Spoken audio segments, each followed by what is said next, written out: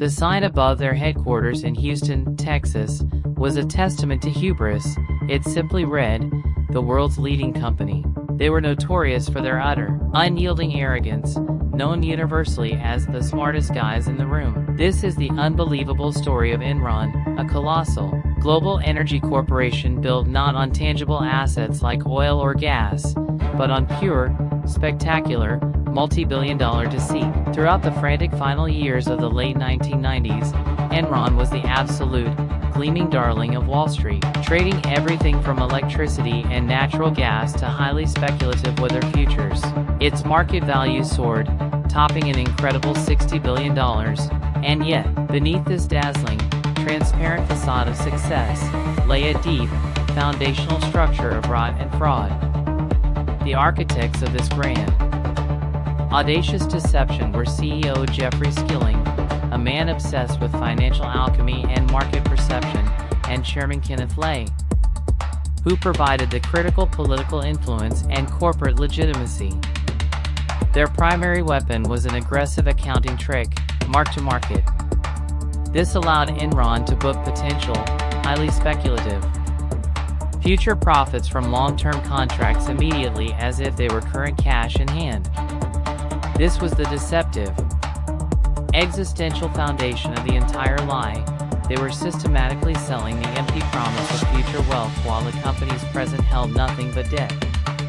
To conceal the mountains of genuine debt, which were mounting daily from failed ventures and unprofitable power plants, Skilling's team engineered thousands of highly complicated, off-the-books entities known as special purpose entities, SPVs.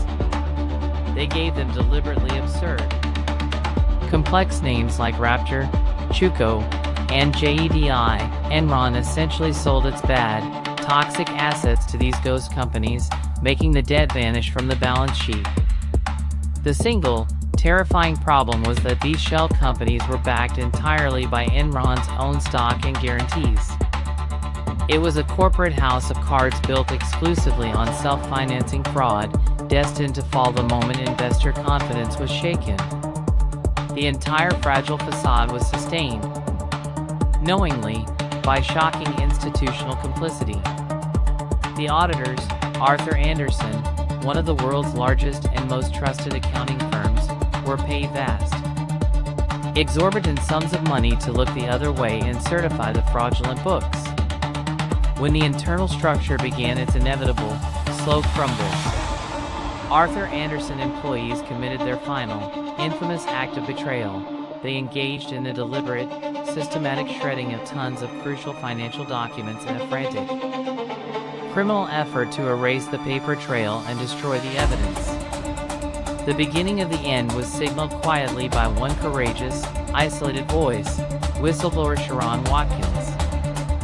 Seeing the impending, total disaster, she wrote a desperate, chilling memo to Kenneth, predicting the entire collapse.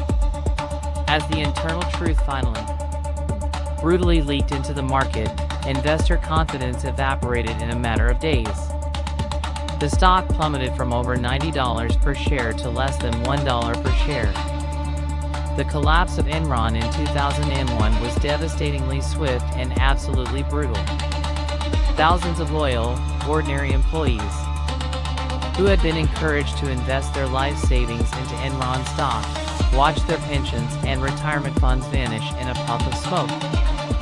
The culpable executives, however, walked away with hundreds of millions in personal profit. The Enron scandal permanently changed the fabric of corporate governance and left a chilling legacy, the unforgettable story of brilliant minds who deliberately weaponized complexity and chose deception, proving that the biggest threats to global finance often come not from outside forces, but from the smartest, most arrogant minds sitting at the very top.